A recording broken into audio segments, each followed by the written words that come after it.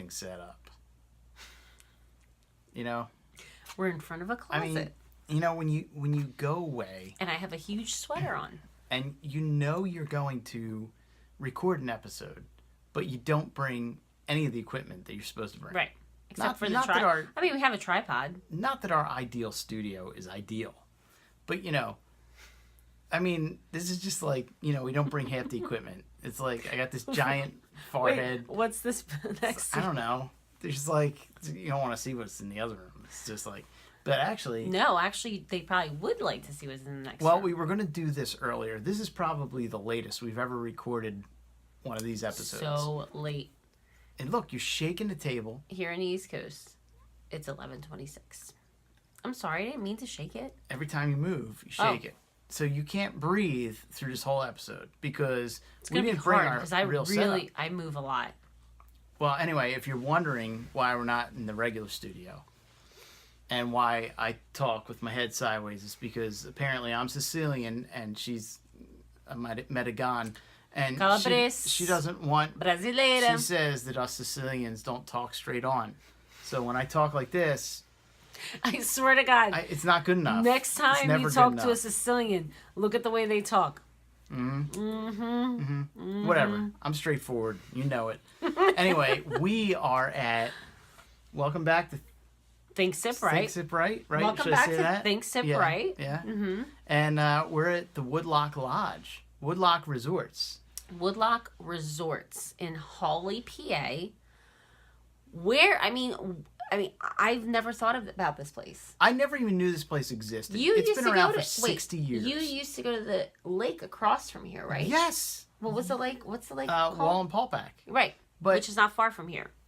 This place is by far, and we've done a lot of, Roberta does reviews for a lot of travel stuff, and this is by far, I have to say, if there's one place that I would come back to, this is absolutely it. And any place I'd recommend is this place. The food. I just want to say, like, a lot of people will probably go, oh, she's being paid or she's being blah, blah, blah. Nope. No. This, to me, I always love to experience different things. I'll take my family to different resorts, hotels. We do a travel thing. I love to just experience things with them. And I don't have a high expectation when I go to places because I don't know what it's going to be like. Yes, I do research on the places. Yes, I read reviews about the places, but I like to experience it myself. So upon arrival, it was just like, wow, there's lots of things going on. And there's like, they have the houses where you can rent for like a big family gathering. There's the resort that we're at, which is made specifically for families. Then there's like the spa area, which is another resort, which is just for like adults only. And then there's another, I mean, it's huge. It's big. It's beautiful. And to me, when I started to look at the entertainment and the activities and the things that they have to do, I didn't realize that they had so much, right? Until I got here and we started planning it out and we're like, whoa. I mean, there's first of all, if you get and like a couple hours, there's standard packages that you can do where you buy your overnight, you know, stay or whatever. You know, we came here, we stayed Friday night. It's now Saturday night into Sunday morning, and it's just, I mean, there's fun for everybody. And this is not what this episode's about, by the way. No, it's not. But we just wanted to say that just certain things we'll talk about in a couple minutes. Yeah, but just the atmosphere, there's so much to do. Like, we saw a show, there's archery, there's bumper cars, there's, I mean, snow tubing, in the summer, there's, like, water skiing and stuff like that. There is, and the thing that I love about it, too, is that their calendar changes every day. Like, so you're not getting the same entertainment that you got yesterday. Right, like, we came on St. Patty's Day weekend. It's actually the end of March. There's like 6 minutes left on St. Patty's Day. Right. You know, while we're recording this, and there was a parade today, and they did everything St. Patty's Day themed, everything. And the food, the menu is constantly rotating. They had specific things, so it's just, it's amazing. Yeah.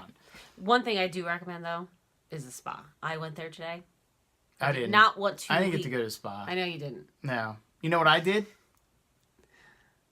I stood in an 85-degree sauna But it wasn't the watching sauna. kids It while was they're the pool. swimming. You were at the pool area, And which is the pool is a nice area. It It's is. a really nice area. But like I'm I just went not to, I A deserve pool it. guy in the I summer deserve or it. in the winter. I deserve it. Yeah. Mommy life. There's a lot I of things deserve you that. deserve. Whatever. I didn't want to leave this place. Like it had everything there, and they actually have the hotel there as well. But this is where we're bringing this whole scenario into, correct? Yeah, and we noticed a couple things while we were eating dinner. And we want to remind you, this has nothing to do with the resort itself. But while we were sitting at dinner, we realized there were a couple other families with kids around. Mm-hmm. Now, this is what I want to say too. Everybody has their own parenting skills.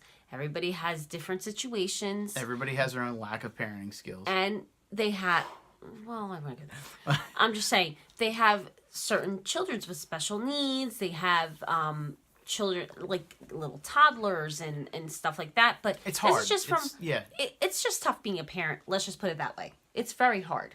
Okay. Our kids are now 7 and 9. Great ages. You know, we can go out and we can have a great time with them. We have lots of laughs.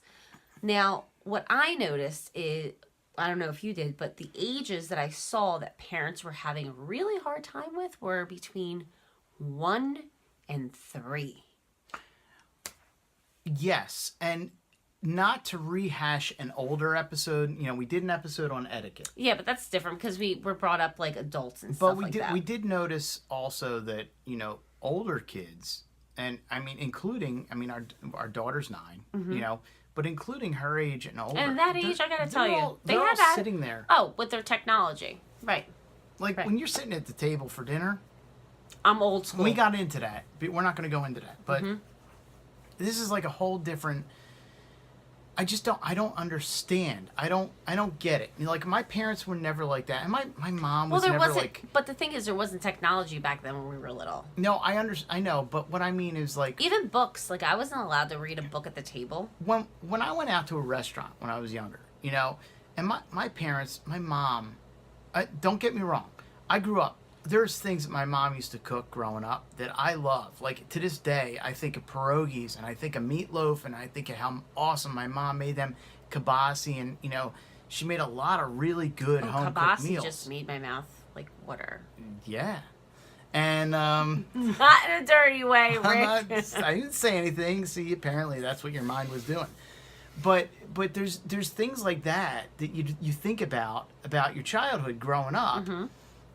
And I like when my parents would take me out, there used to be a place called Ponderosa Steakhouse. Oh my God, we used to go there all the time. We would go there. There was never, like, we were the kids. On the weekends. My parents wouldn't get us, like, and I'm not going to, look, I'm not judging anybody who does this. Right. But Roberta is.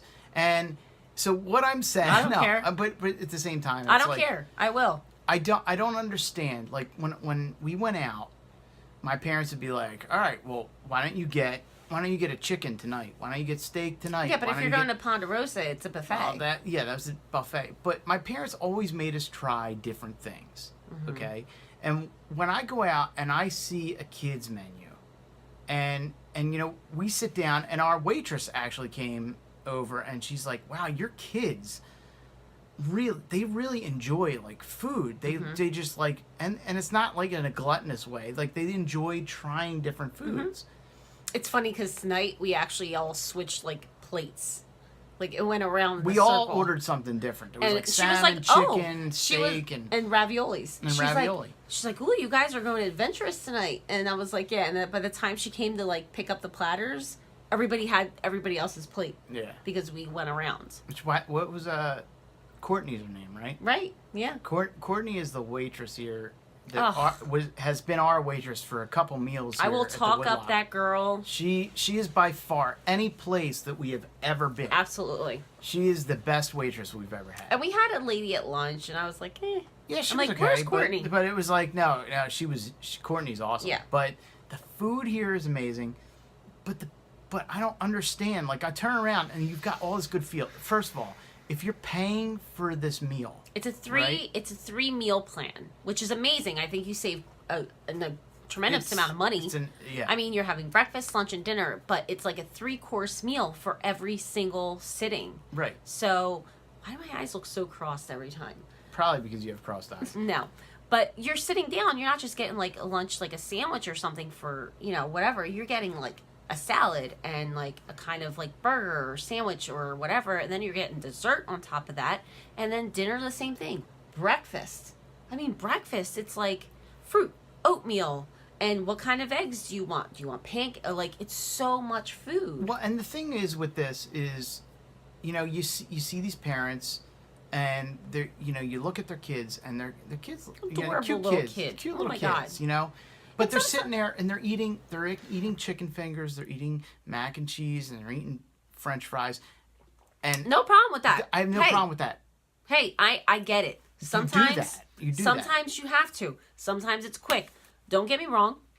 I've done mac and cheese from a box. I mean, when you're on the go and you're busy. You have to. I mean, I grew up sometimes having mac and cheese in a box. Don't ever tell my dad that. But saying. When you're paying for something like, that's a little more, just let your kids try something different. Try it. If they don't like it, who cares? One thing we've always done, is when we've gone out to restaurants, from the time that our kids were old enough to eat solid food. Yeah. We always said, all right, why not, we have a boy and a girl, so, it can get difficult at times. They're a pain in the butt. But you go, all right, what would you like from the menu, and what would you like from the menu? I think that gives them, like... And they compromise. It learns them, it teaches them at an early age to, okay, maybe they don't agree. And they never agree. Right. Let's get that but right. I just feel like it gives them independence. It gives them independence. And then they get to try something. And you know what? Order them an adult meal. Always. And then you have leftovers. You have leftovers. Like, but we constantly go out and we see the kids are eating hot dogs. Oh my God, are we going to get criticized by this? I don't care if we're criticized. Like, we're just giving you guys the 101. Like, and I'm not saying we're the best parents in the world. We are not. But when it comes to food, it bothers me when I see these things, because people, and then their kids get older, they're like, why is my kid such a picky eater? I mean, have you let them try different things? Like when I was little, I hated broccoli. So did I. I absolutely. Cauliflower, I could never stomach cauliflower. Oh my God. My dad would be like, you need to try it. My dad, he would always say, try. You know how some people are like, you have to try it once. You have to try it. But my dad was like, no. You have to try it twice. And the reason why is because your palate plays tricks on you. Doesn't matter what age you are. You could be a year old to, 90. Your palate's going to change. Which the palate thing with my kids have come back to bite me in the ass. I have to. Well, they get a little. They've come to me and they're like, but Mommy, you said that your palate changes. So maybe I don't like it anymore. Yeah, I know. They use it against you. They're geniuses. They are. They're smart. They're geniuses. So smart. And I'm pretty convinced both of our kids are one lab accident away from being a supervillain. No, they're just smart kids, and they know what they like. And I feel like when our kids were in little, like, the rocking chair, I was cutting up cilantro, and you would go, smell it, like, and I think that's so important. Before they could even taste solid food. Mm-hmm. We were letting them smell it. It's just getting their senses, like, to acknowledge and smell that. You know what I mean? I feel bad. Some people are going to watch us and they're going to go, oh my God, these people are judging us for being bad parents. No. Or they're thinking we're being bad parents and we're really not. No, they might be the best parents in the world. But what we're saying is there are ways, like... Let your kids get involved, especially if they're... Let them get involved. If they're at an age where they can, like... If you have a kid, okay, that's like 5, 6, they're kind of that like picky age. And some of you, and I've had people on my blog go, oh my God, I actually wrote something on my blog about picky eaters. And I did. And I got a lot of emails and stuff saying, well, how did you incorporate that? How did you get them to eat that? Have them pick certain things. Like if they're at school, go, hey, what do you guys think you want for dinner tonight? Have them pick a certain vegetable or like a certain thing that they want to try or do or whatever. Or I know it's a pain in the butt to bring kids to the supermarket. We all hate doing that. But if you do bring them to the supermarket, go, hey, what do you think you want to try in here today? Just have even if it's one little thing. Doesn't matter. I don't care if it's a like potato or radish or whatever. My daughter loves radishes, which I think is the craziest thing. But Have them try it. And don't say, this is what bothers me the most. Don't ever, like I've had people that go, I know my kid's not going to like that. Don't say that in front of them because they're going to be like, oh, she said I'm not going to like it. The second that you say something negative like that, like, my kid won't eat that, they won't like it. Right. Immediately, the kid, if they hear it, is going to go, oh, we're not going to like that. So, like, and you can't. Let them try obviously, we started at a very early age with our kids. You know, our parents kind of, and neither of us came from wealthy backgrounds. You know, both our parents struggled. Right. You know. But it's not too late. Like if your kid's 15 even, you know, it's a little harder when they're teenagers, but it gets hard, I would say, after 5 because then they already have their like senses on what they want. It is very difficult, and we're not judging, we're just trying to give advice on open your kid's palate up. You'll actually save yourself money. You're going to go to a standard restaurant, right? Go to a standard restaurant. Let's say you spend $6 on a kid's meal, and you know, and it might be like chicken fingers and French fries or whatever. We never did really the French fries thing. It was always, can you substitute broccoli or something for it? Like my kids have, we want chicken fingers. I'm like, okay, and that's fine. I'll give you chicken fingers. Wrong with that. But at the same time, when the waitress comes over, what side do you want with that? Broccoli. My 7-year-old tonight, like they had options. My 7-year-old tonight goes, I'm gonna have the salmon. Right. Well, he loves salmon. Now, Lana, on the other hand, does not like salmon, but she's had salmon. But what did she have for breakfast? Oh. She had, like, crepes for breakfast and everything. But she loves, which is weird, lox and cream cheese. Does that make any sense? I never had lox and cream cheese until I was probably 25. They love cheese, but they don't like cheese on their burgers. No, like my kids are weird. Who eats a burger without cheese? Right. Apparently but see, like, every kid has a different thing. And it's fine, you know. But at least you got to give them the independence to do it. And there's never a time that's too late to do it. And I think it builds a mutual respect between kids and parents where there's this bond, you know, where and you know, our daughter's 9 going on 19, but I wouldn't say 19, I would say 16. 16. But you know, she's very independent. She wants to make her own decisions. My son wants to make his own decisions. And it's kind of like it gives them that responsibility. And they love that. They love that you respect them that way. And in the long run, like I was saying with the money thing, you spend $6 on a kid's meal, okay? And you go home with nothing. It's just like they stuck their fingers in it, and there's just like gross little kid fingers and stuff. But you can order like something bigger, like an adult menu. Right. You might spend $3, $4 more. You know, you might spend $10 or $11. Right. But you're having leftovers, okay? So like when they bring out the plate, say you order burger. I'm just gonna go burger because it's easy, right? You cut the burger in half. You give the kid half the burger. Right. The other half the burger you save. The kid doesn't like it, it's fine. You have something the next day. Right. Or if they really like it, they have for something school. the next day. Right. We've done that. Tons of time. They've taken leftovers to school. But I mean, this is just, I feel like this is just like a parenting 101. Not that we're saying that we're experts, but just like giving advice for people that are trying to get their kids to try different things and like do different things. It's not an easy task. I'm not saying it's like, oh, your kids are going to love this and they're going to love that. It's not. Like I said, I hated broccoli. My dad used to tell me a little story about the little trees. And he used to say, if you don't eat the little trees, the trees outside aren't going to grow. I know, whatever. But it worked. But it worked. And I love broccoli now. Love broccoli. Spinach, Popeye. Look at how strong Popeye. I mean, some of these people might look at it. Popeye sold spinach for me. But some people might look at this and be like, who's Popeye? But look it up. You'll see what we're talking about. And I was like, oh, okay. First of all, anybody that doesn't know who Popeye is not probably watching this because they're like, oh, they're old people. It's like you'd be surprised though. You'd be surprised. There's a lot of young people, a lot of young parents that but I'm just saying, start young. Like your brother, I mean, he's an amazing like cook, like chef, and he does a lot of things. And he's starting. His son, like they cook, they make him smell stuff too, and they saw us do it. Right. Even if your kids aren't trying something, at least have them smell it. You know. And if they go, I think I want to try it. Okay. And they might hate it, but at least they tried it. Right. You know? But, like, that's what I said. My dad would always go, no. Try it. And I hated when he used to do. But, you know what? It made me the person that I am today. See, we grew up from a different little era. You know? It well, was our parents were the same, but not really. Right. So, like, my parents would put, like, a very bland thing on the plate sometimes.